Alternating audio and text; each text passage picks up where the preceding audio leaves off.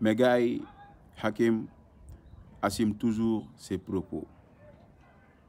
nee na lu mu waxoon ba tey changé wu si dara ci Ngaaka muy tweetam boobu nga xam ne defoon na ko mais récemment Ngaaka soo war a jëm bi mu génnoon après Hakim ñëw nii bu mu koy def c'était en 2016 xam nga ak yooyu quoi yaa ma gën a xam ba après Ngaaka réagir Hakim ni ko soo paree ñu dugg studio kon donc Hakim pare na pour Clash Santé mais daa si pap après Hakim invité nañ ko Seneweb j'espère que ñu si bëri seetaan nañ ko mais man tamit seetaan naat ko diglu Hakim biñ ko laajee si loolu li mu wax ba ni mu terminé man sama gis-gis quoi man mënuma comprendre quoi maanaam Hakim ci ban position la taxawee parce que fi mu débuté je me dis vraiment Hakim moom buggul maanaam ñu dénaturer hip hop muy maanaam dafa wax ni képp koo xam da nga ñëw def rap na resté si rap moo xam tey booy sample ak lu mu mënti doon na resté si rap donte sax boo xoolee norme rap c'est ça ci peut sample musique bu nekk si rap mais mënoo jël rap nga dem def ko si leneen ndax rap dafa am ay règles donc moom loolu la expliqué mu expliqué loolu donc maa ngi suivi li mu wax ma ne ok ñu dem mais ñu dem ba si biir mu wax ni moom carrément Samba Peuzzi li muy def la gën a mën déglu que Ngaaka mais avant loolu dama bëgg yéen ñii seetaan ngeen comparé Hakim son bu mu defoon ci ay bongo parce que moom nee na moo njëkk a teg son ab 2016 bongo ak ay taasukat ak son Ngaaka bi waraj bi booy comparé léegi yow lan moo si gën a nekk loo xamante ne tey c'est pas du hip hop si ñaari son yooyu noonu lan moo si gën a nekk loo xam ne lii da nga koy sentir yow doo si dégg temps hip hop parce que yow boo demee ba di diglu Samba Peuzzi nangul nga ko li muy def donc de nee nga loolu moom moo ko fi njëkk a def ñeneen def nga ko mais nangul nga li Samba Peuzzi di def kon tey yow tamit nungoo accepté tey Ngaaka li muy def muy waraj moo tax ma ne gars yi ngeen comparé par rapport ak Hakim mi li muy def son bi mu fi defoon tam àndoon ak bongo maani ak taasukat nga indiwaat tamit tey Samba Peuzzi li muy def ak par rapport ak tey Ngaaka xëy nag affaire de choix la dëgg la yaa moom sa bopp ndax yow nee nga doo déglu sax Ngaaka doo ko déglu xëy na li muy def nee nga yow bokkul ci hip hop mais je pense que yow ba tey jii nii man si débat bi ba tey man mënu ma see tirer benn affaire boo xamante ni tey mën naa wax ni yow maanaam nee nga yow rap États-Unis ngay déglu rap France lu si ëpp te yow rap bu baax bi ngay déglu quoi maanaam sauf maanaam doo déglu ay bon rap bu metti bii rap hardcore genre affaire yooyu noonu maanaam ba tey mënu ma comprendre quoi Hakim lan la bëgg expliquer quoi lan la bëgg expliquer man dama jàpp ni yow Ngaaka li mu def neexu la te se voit que damay gis ne yow Clash Santé nga bëgg ndax game la mais tamit début bi waxee nga noo xamante ne attiré nga ma ndax d'accord naa yow ni rap ku koy def bul dénaturer quoi maanaam restel si norme yi yow loolu nga wax mais boo demee ba ni voilà validé nga ni bon son masse wodul bi ndax boo xoolee ñu ngi ko koy laaj ci fin bi mu ne wodul bi moo gën a nekk originalité ndax au moins am na affaire bon sénégalais genre mais Ngaaka son war a jëm bi ay bongo la te tey jii nii classique la mënoo ko génne si norme hip hop mënul nekk 4 ans yi mu ngi si peut-être lan moo la si déranger bon rythme bi bongo bi te def nga ko man gisuma si sama waraj bi beat bi lu dénaturé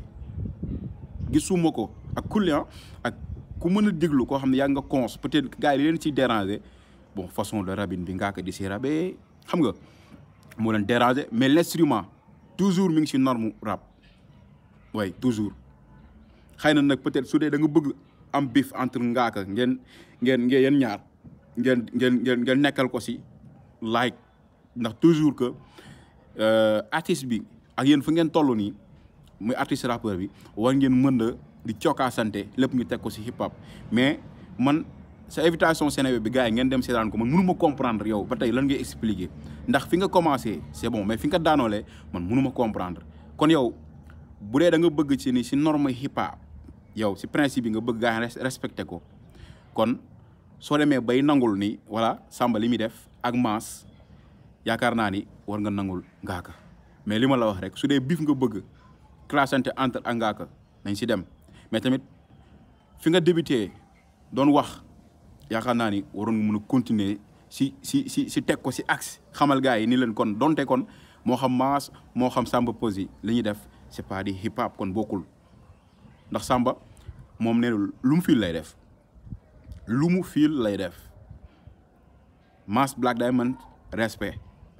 ndax son wodam bi nice na trop lépp message la son wu tamit bëri woon na ay polémique ndax Mass ñu ni lan moo tax muy tegu si instrumental yooyu noonu te pourtant son bi leçon kese la mais loolu yëg-yëgam la léegi nag problème bi mooy que ñun Sénégal dañoo dem ba am benn problème wu maanaam kii li muy def nii rap bii muy def nii baaxul bee moo baax nangam ak nangam patati patata man maa gën a contre que gars yi jël rap def lu leen neex ni ñoom ay rappeur lañ selon sax ni ko Kareso wan waxee sax si livre am boobu di gospel of hip hop mi ngi naan rappeur égal ki nga xamante ni day topp tendance c'est vrai kon ñi topp tendance ay rappeur lañ MC mooy ki nga xamante ni dafa nangu principe hip hop comme li nga xamante ni tey Nit Doff mu ngi koy def Ara Cannibal mu ngi koy def ak ñeneen ak ñeneen ñoo xam ne musuñoo change ñi ngi def toujours li nga xam ne hip hop loolu la num tuddati léegi si livre yi si lay wax mu ne rappeur mooy ki nga xam ne moom tendance kese lay topp te yaakaar naa ni yow Akilo kenn du la si génne Mbaba Ngaaka kenn du ko si génne Samba Peuzzi kenn du ko si génne ndax tendance Galsen moo fi nekk ndax gars yi vie la ñuy xool ba si biir waxam maa ngi koy dégg mu naan di def ay affaire pour ay vie kese quoi mais voilà ku sañoon fii da nga am ay millions de vie Akil nañu waxante dëgg yow ñu lay flow presque yaa ngi ci ay 500 et quelques si 500 grammes ñu lay flow xam nga ku gis xëy ñu lay xool ay millions de nangam ak nangam loolu da ngay kontaan sa liggéey moo tax yow ngay soxla ay nombre de vie Sénégal fii lu bon sax gars yi dañ koy sànni di si am ay nangam de vie ko c'est-à-dire que dëgg la boo xasee ba engagé si benn mbir nga ni lii man dama koy def muy rap conscient dee si bul changé yow loolu nga gëm même bu àdduna dee dox yow ngay def ay featuring mbalax man ba am contenu yu bëri bu tax nga changé toujours recherche li nga doon mais Sénégal da ngay gis old school boo xamante ni hardcore la woon métti yàgg classe xëy def benn son rek moo xam mu ànd ak keneen dénaturé ko mu ñëw léegi mu bàyyi rap bi dem si leneen fàtte ko te fii bëri na fi ñoo xamante ni rap moo leen def li ñu doon te tey jii nii dañuy toog ñoom duñu toog bu tudd sax hip hop muy loo xamante ni vraiment man rafetlu ma ko mais lu si mën di xew mooy dañuy ñëwaat ci débat Hakill bi gars yi dem leen ngeen seetaan ko ngeen xool bu baax li mu leen di wax Hakill vraiment man propos yi mu joxe si début bi maa ngi naan woo mais fin bi moom jaxase na affaire yi ndax kenn xamul moom bon au fait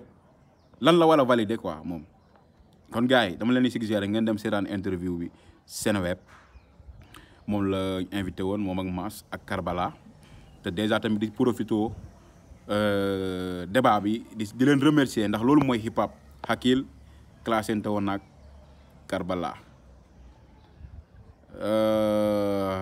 Karbala classe na Mass ba Mass defoon ci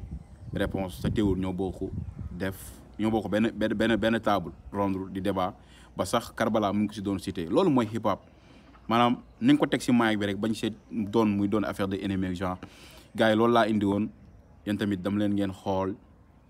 waaw vidéo bi seetaan ko aussi tamit seen réaction ci li nga xamante ne tey moom laa indi muy réaction Hakill ci problème entre moom ak Ngaaka ngeen def les commentaires ci suuf te bu ngeen commentaire après bu leen fàttee abonné ba vidéo bu mënti dugalee ngeen mën ko am